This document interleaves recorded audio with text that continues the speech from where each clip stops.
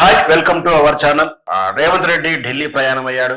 ఢిల్లీలో రెండు ప్రధాన అంశాలని అధిష్టానంతో చర్చించి నిర్ణయాలు తీసుకోవడానికి వెళ్ళినట్టుగా తెలుస్తుంది.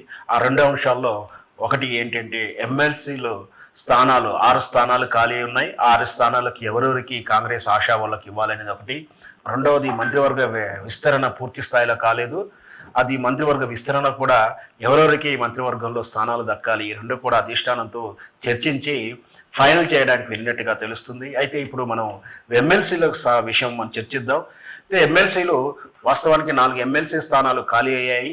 మనకు తెలుసు ఎమ్మెల్సీలుగా ఉన్నటువంటి వ్యక్తులు ఎమ్మెల్యేగా పోటీ చేయడం గెలవడంతో 4 స్థానాలు ఖాళీ అయ్యాయి. ఉపాధ్యాయ విభాగంలో ప్రాతినిధ్యం వహిస్తుంటే పల్లా రాజేశ్వరరావు గారు జనగాం నుంచి పోటీ చేసి ఎమ్మెల్యేగా గెలిచాడు. ఆ తర్వాత పాడి కౌశిక్ రెడ్డి హుజురాబాద్ నుంచి, మూడవది కడియం శ్రీహరి స్టేషన్ ఘనపూర్ నుంచి గెలిచాడు.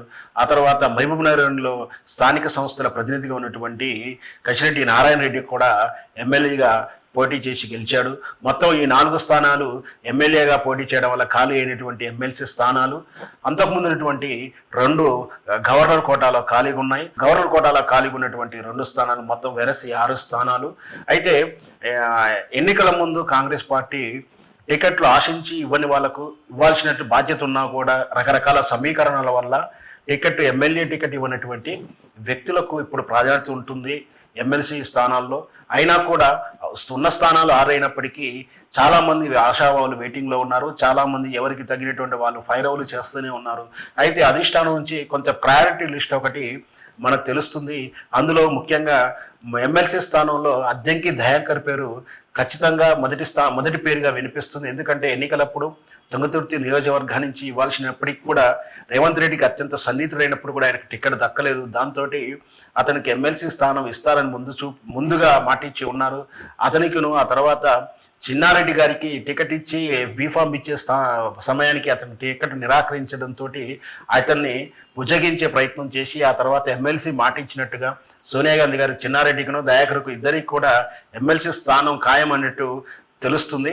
అంటే ఇద్దరు దీంతో పాటు ఇంకా ఆశావాళ్ళలో ఆల్రెడీ మాట ఇచ్చినటువంటి కోదండరాం ఎన్నికలప్పుడు తమ పార్టీ జనసమితి పార్టీ కాంగ్రెస్ మద్దతు ఇవ్వడం, దాంతో ఇంకా ఎమ్మెల్సీ సభలో బీఆర్ఎస్ పార్టీ అధికంగా ఉన్నటువంటి 30 స్థానాలు ఉన్నటువంటి ఎమ్మెల్సీలు ఉన్నటువంటి బీఆర్ఎస్ పార్టీ వారికి సరైన సమాధానం చెప్పాలంటే కోదండరాం అయితే సరిపోతుంది.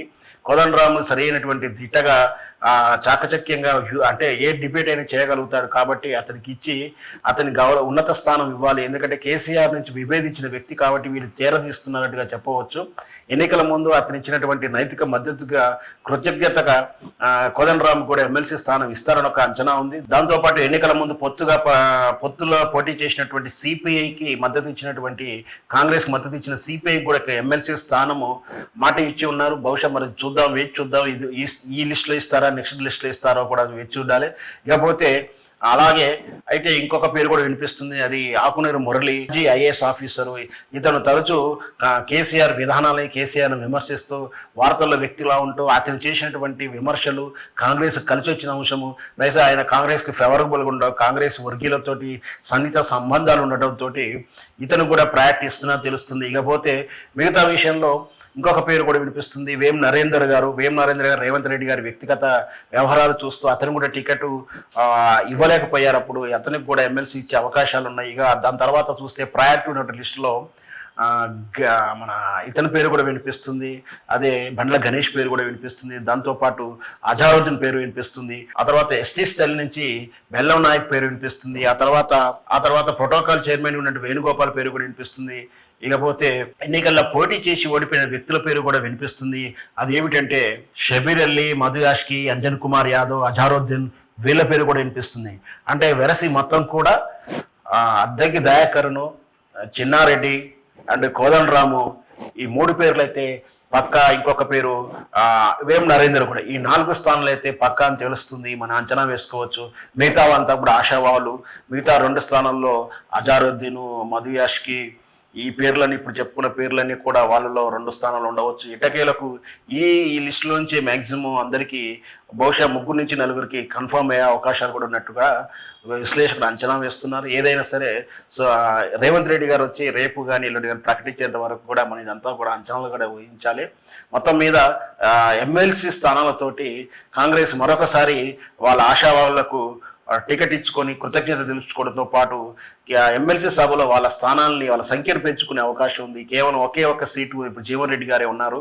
దీంతో 6 నుంచి 7 స్థానాలకు కాంగ్రెస్ సంఖ్య పెంచుకుంటుంది. దీంతో పాటు ఇక్కడ రానటువంటి వాళ్లకు మరి మంత్రివర్గంలో మళ్ళీ ఎట్లా సామాజిక సమీకరణ దృష్ట్యా ఎవరెవరికి ఏ జిల్లాకి ఏ విధంగా న్యాయం చేకూరుస్తారో కూడా వేచి చూద్దాం.